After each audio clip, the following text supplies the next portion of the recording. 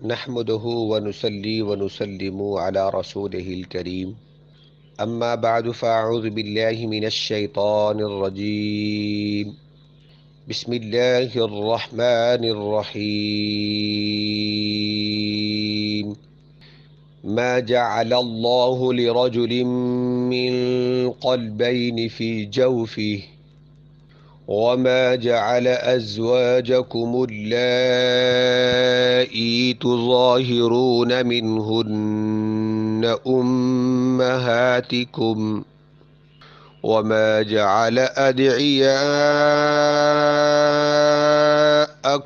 أبناءكم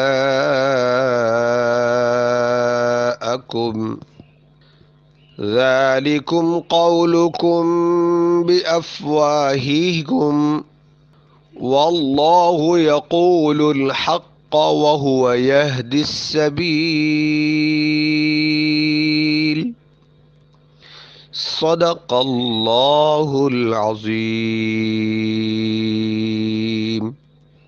قال النبي صلى الله عليه وسلم لا يؤمن أحدكم حتى يكون هواه تبعا لما جئت به.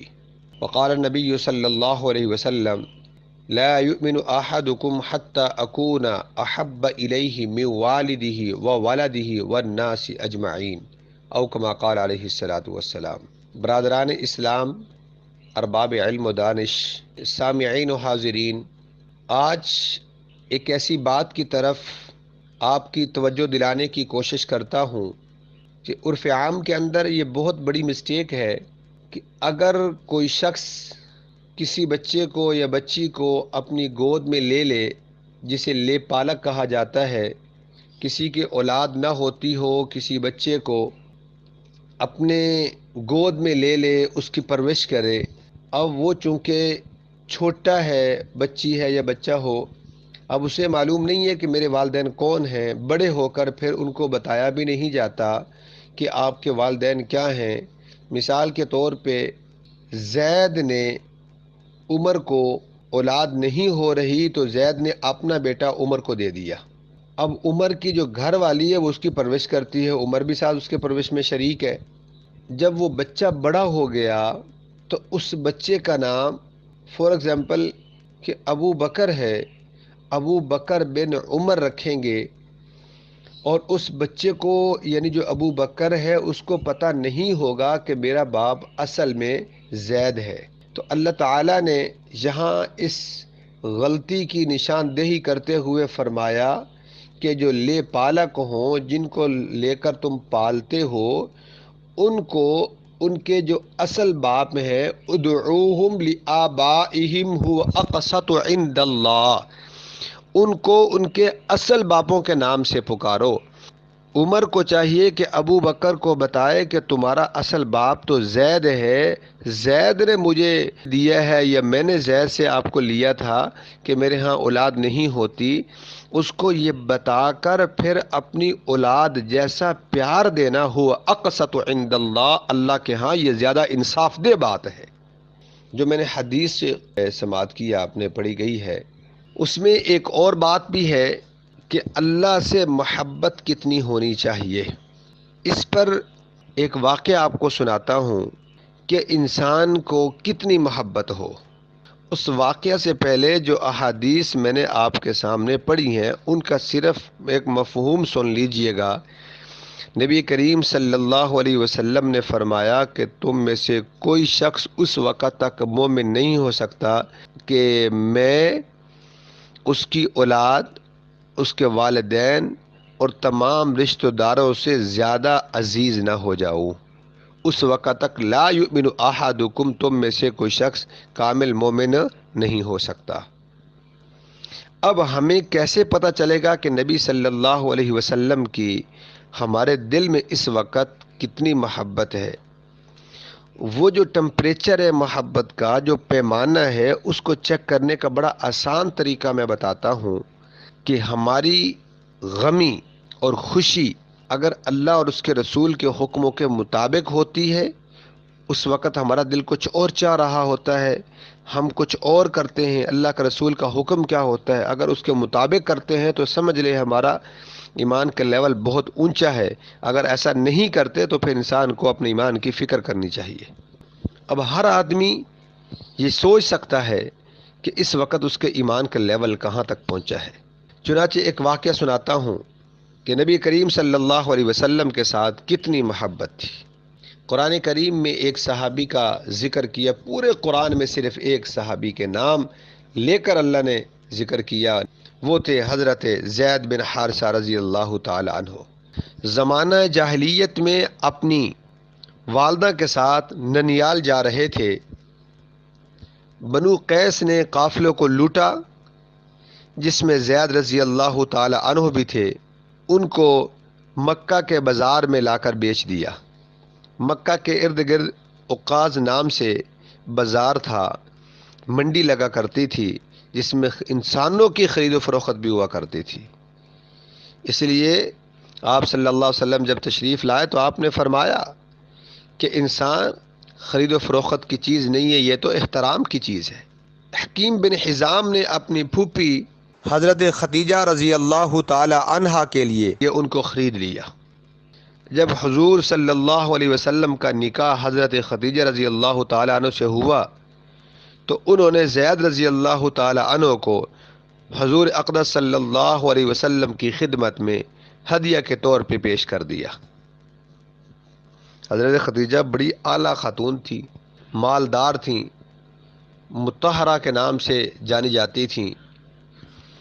تو آپ صلی اللہ علیہ وسلم کے ساتھ جب نکاح ہوا تو ان کو بھی ہدیہ کے طور پہ پیش کر دیا کہ یا رسول اللہ یہ آپ کی خدمت کیا کریں گی. زید رضی اللہ تعالی عنہ کے جو والد تھے ان کو ان کے فراق کا بہت صدمہ تھا، اور ظاہر ہے جب اولاد جیسی نعمت چھن جائے تو تکلیف دے تو بہت بڑا امر ہے، اور اولاد کی محبت تو ایک فطری چیز ہے. وہ زید کے فراق میں روتے اور اشعار پڑھتے اور گلیوں میں پھرا کرتے تھے.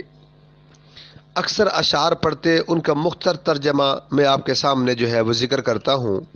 ان اشعار کا ترجمہ یہ تھا کہ میں زید کی یاد میں روتا ہوں اور یہ بھی نہیں جانتا کہ وہ زندہ ہے، تاکہ اس کی امید کی جائے یا موت نے اس کو نمٹا دیا.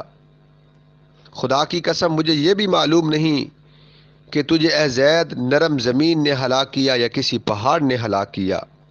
کاش مجھے یہ معلوم ہو جاتا کہ عمر بھر میں کبھی بھی واپس آئے گا یا نہیں. ساری دنیا میں میری انتہائی غرض تیری واپسی ہے.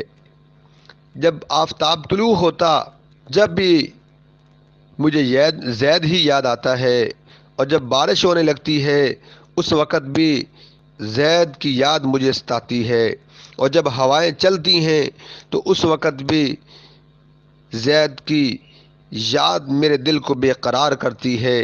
ہائے میرا غم، میرا فکر کس قدر طویل ہو گیا. میں اس کی تلاش اور کوشش میں ساری دنیا میں اونٹ کی تیز رفتاری کو کام میں لاؤں گا اور دنیا کا چکر لگانے سے نہیں اکتاؤں گا. یعنی اس وقت اونٹوں میں سفر ہوا کرتا تھا تو اس لیے اونٹ کا ذکر کیا.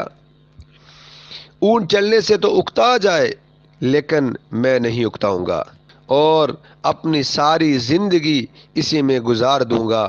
ہاں میری موت ہی آ گئی تو خیر، موت ہر چیز کو فنا کر دینے والی ہے.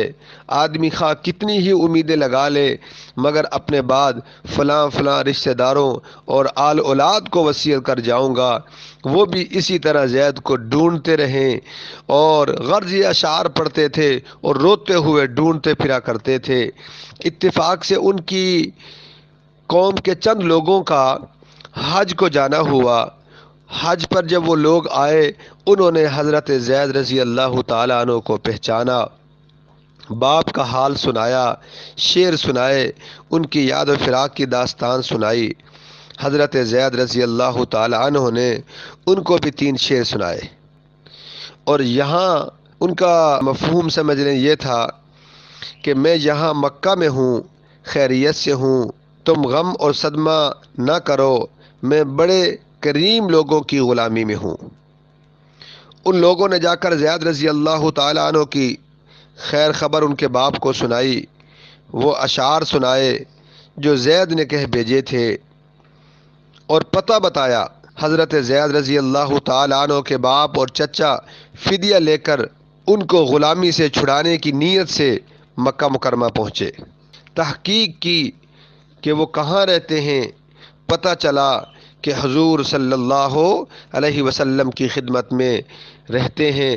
چنانچہ وہ پوچھتے پوچھتے نبی کریم صلی اللہ علیہ وسلم کے پاس پہنچے اور عرض کیا، اے ہاشم کی اولاد، عربوں میں یہ ایک رواج تھا، اب بھی ہے، کہ ہم جیسے نام سے پکارتے ہیں وہ کنیت سے پکارتے تھے، اے فلاں کی اولاد، یا قاسم کے بیٹے ہیں، اے ابو القاسم یعنی قاسم کے باپ، تو اس طرح کر کے پکارتے تھے۔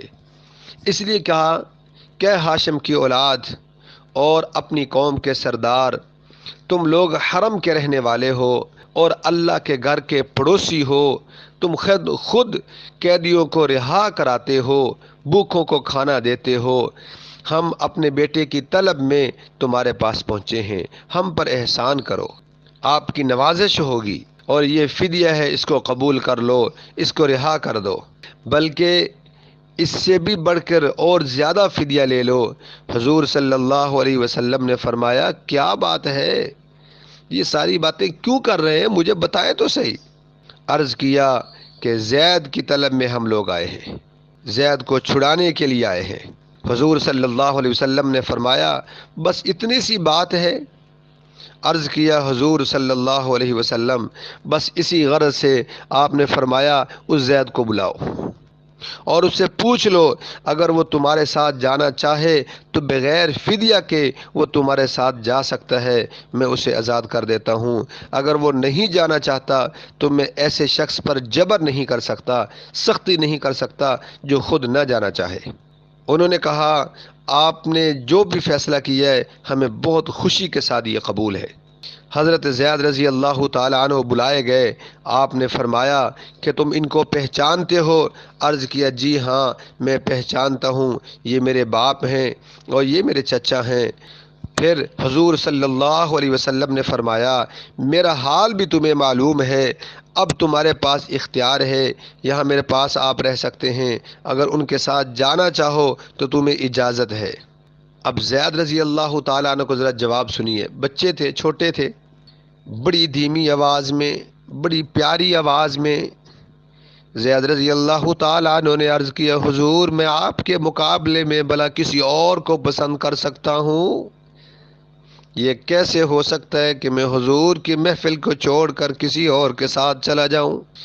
آپ میرے باپ کی جگہ بھی ہیں اور میرے چچا کی جگہ بھی ہیں۔ ان دونوں نے، باپ چچا نے جب کہا کہ زید غلامی کو آزادی پر ترجیح دیتے ہو اور باپ چچا سب گھر والوں کے مقابلے میں غلام رہنے کو تم پسند کرتے ہو، زید رضی اللہ تعالیٰ عنہ نے کہا، ہاں ہاں، میں نے نبی کریم صلی اللہ علیہ وسلم کی طرف اشارہ کر کے فرمایا کہ ان کے اندر ایسی بات دیکھی ہے جس کے مقابلے میں میں کسی چیز کو بھی پسند نہیں کر سکتا۔ حضور صلی اللہ علیہ وسلم نے جب یہ جواب سنا تو ان کو اپنی گود میں لے لیا اور فرمایا کہ میں نے اس کو اپنا بیٹا بنا لیا ہے، آج کے بعد زید میرا بیٹا ہے۔